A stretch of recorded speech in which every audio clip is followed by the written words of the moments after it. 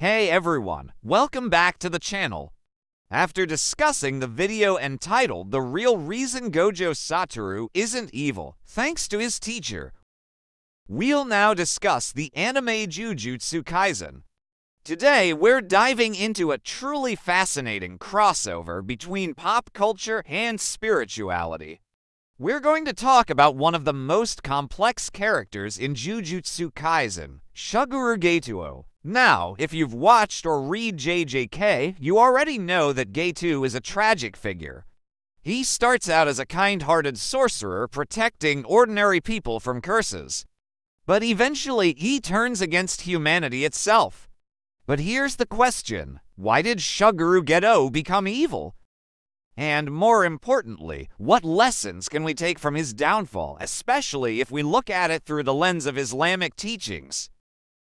That's right, in this video, we're going to explore Geto's story, compare it with real-life struggles, and see how concepts like Zakat, charity, and intention in Islam give us a different perspective. So grab your tea, sit back, and let's dive in.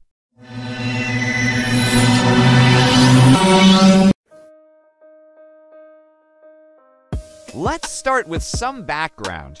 Suguru Geto was originally a Jujutsu sorcerer. Together with Satoru Gojo, he was one of the strongest of his generation. His mission, to exorcise curses and protect normal people. Geto firmly believed that the duty of a sorcerer was to protect ordinary humans from curses, even though those humans could not see the danger themselves. At first glance, this principle seemed noble and positive, especially for someone as young as him. However, from the very beginning, there was already a seed of conflict. The job of a sorcerer was heavy, dangerous, and often unappreciated. Almost every mission meant risking one's life, and the very source of the curses they had to exorcise was none other than ordinary humans consumed by negative emotions. The first crack in Geto's beliefs came during the mission to protect Riko Amanai.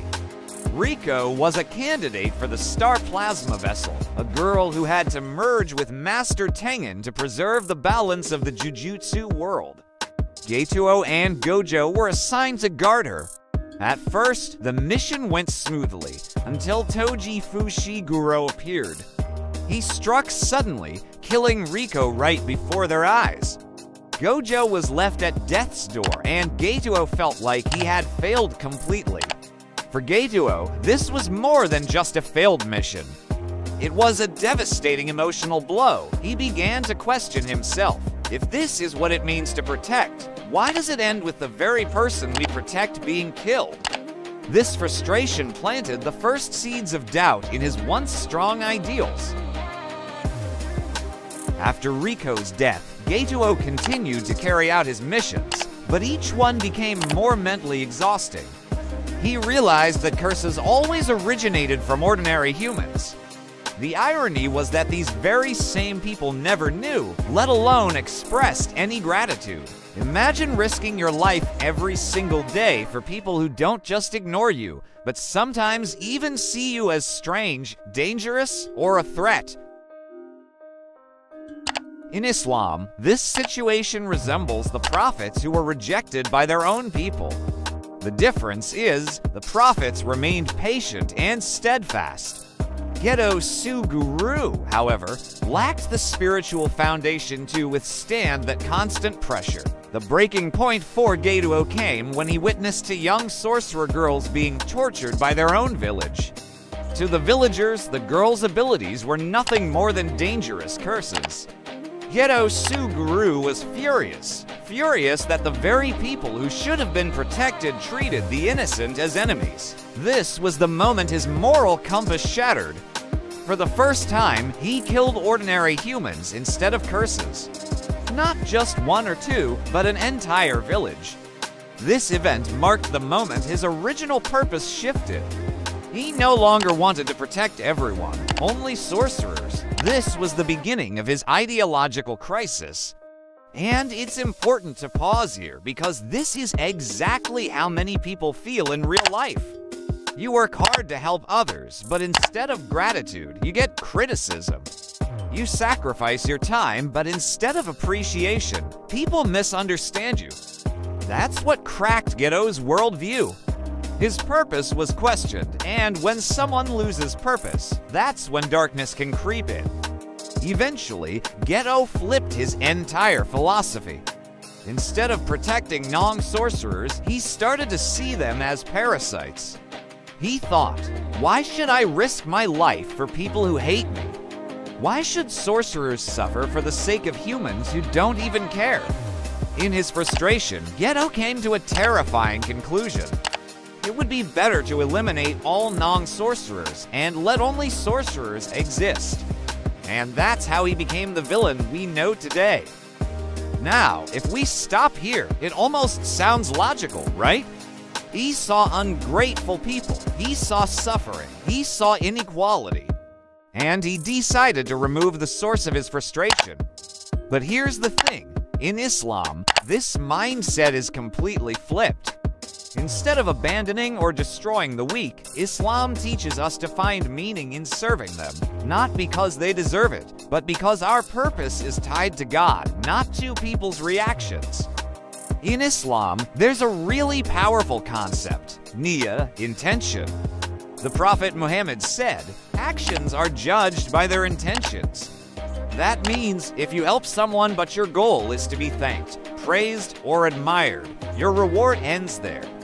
But if your goal is to please God, then even if people hate you, you still gain immense reward. And this is where Geto failed. His intention was tied to humans. He wanted validation from the very people he was protecting. When they didn't give him that validation, his heart broke. If his intention had been higher, if it was for something beyond human opinion, then no amount of hate could have shaken him. In Islam, helping the poor, protecting the weak, or giving charity isn't about getting recognition. It's about fulfilling your duty to God. That's why even when people don't say thank you, the believer keeps going. Because the point isn't them, the point is Allah. Let's talk about Zakat, because this is where things get really interesting. Zakat is one of the 5 pillars of Islam. Every year, Muslims who are financially able must give a portion of their wealth, usually 2.5%, to specific categories of people in need.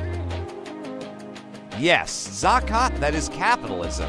In capitalism, people think like this. If I take out money, what return is more big? Well, in Zakat also same. We take out some wealth, but we sure the return is more big from Allah. Even Allah promise in Quran al-Baqarah, 261 reward charity that can multiply it until 700 times. If in language business, ROI return on investment, it's crazy. Pay Zakat, not just help poor people. That only side effect. Essence Zakat is financial worship. We invest to market hereafter, and Allah that become the guarantor. So mindset is like people put capital in stock. Only the difference, Zakat that's stock that sure return with profit many times fold. Now here's the key. Zakat is not optional.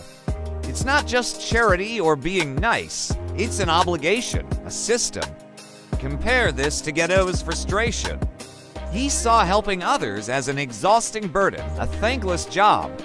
In Islam, helping others is reframed as a transaction with God. You're not just losing money or losing time. You're gaining reward, cleansing your soul, and purify your wealth. In other words, Zakat shifts the focus. It's not about the poor person's reaction. It's about your relationship with Allah. That's why the first caliph, Abu Bakr, even fought wars against tribes who refused to pay Zakat after the Prophet's death. For him, Zakat wasn't just social welfare, it was obedience to God. To make this clearer, let's look at some historical examples. When Abu Bakr became the leader after the Prophet, many tribes refused to pay Zakat. They thought it was optional, like a tax they could ignore. Abu Bakr responded firmly, "By Allah, if they withhold even a rope they used to give, I will fight them for it." Why was he so strict? Because Zakat is not charity. It's a divine system of balance. Then came Umar ibn Khattab. He was so efficient with Zakat distribution that sometimes entire regions had no one left to receive charity. Poverty was basically wiped out.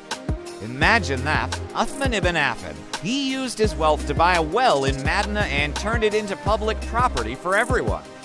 A form of sadaqah jariyah, or ongoing charity. And Ali ibn Abi Talib reminded us that true value comes from what you strive for, not from what others say about you. All these examples show one thing: the purpose of helping isn't about recognition. It's about higher meaning. That's what Geto didn't have. Now, let's address a tough question. Sometimes people think, why should we help the poor? Aren't they poor because they're lazy? This sounds a lot like Geto's logic. He saw sorcerers as weak, dependent, and ungrateful. So he thought, if they can't take care of themselves, why should we? But Islam looks deeper. Yes, laziness can cause poverty, but so can injustice, systemic inequality, and lack of opportunity. The Quran doesn't say destroy the poor. It says establish justice and fairness. That's why Zakat exists, not just to hand out money, but to empower people, to give them the tools to stand on their own, to balance society so resentment doesn't grow between rich and poor. In fact, refusing to help the poor is seen as a sign of hypocrisy in Islam. Surah Al-Man literally criticizes people who pray but neglect the needy. So while Geto's logic feels understandable on the surface, it falls apart when you think long-term. Eliminating the weak doesn't solve injustice. Building systems of fairness does. Let's be real. Even today, many wealthy people feel like Geto. They give, they donate, they work hard, but they still get hated. People accuse them of greed, of not doing enough, or of showing off. And some rich people respond like Geto by giving up, by thinking, why should I bother? They'll hate me anyway, but Islam says, don't quit. Don't let their ingratitude poison your heart. Because your giving isn't for them, it's for God. The Prophet himself was insulted, mocked, and rejected by the very people he tried to save. Did he say, fine, I'll just destroy them all? No, he said, "O Allah, forgive my people, for they do not know." That's the difference. Islam teaches patience, resilience, and higher purpose. So, why did Suguru Geto become evil? Because he lost his purpose. Because he tied his mission to human appreciation instead of something eternal. Because he let bitterness replace intention. And what does Islam teach us? That true purpose is found in serving God. That helping others isn't about being thanked. It's about purify yourself. That zakat and charity aren't weaknesses, but strengths. If Geto had understood this, maybe his story would have been different. Maybe instead of becoming a villain, he would have become a true leader. And maybe for us, the lesson is this. When you feel unappreciated, when your kindness is ignored, remember that your reward isn't from people. It's from Allah, and that's something no ingratitude can ever take away. Thanks for watching. If you enjoyed this mix of anime analysis and spiritual reflection, don't forget to like, share, and subscribe. Let me know in the comments. Do you think Geto's logic made sense, or was he doomed from the start? See you in the next video. Assalamu alaikum. Peace be upon you.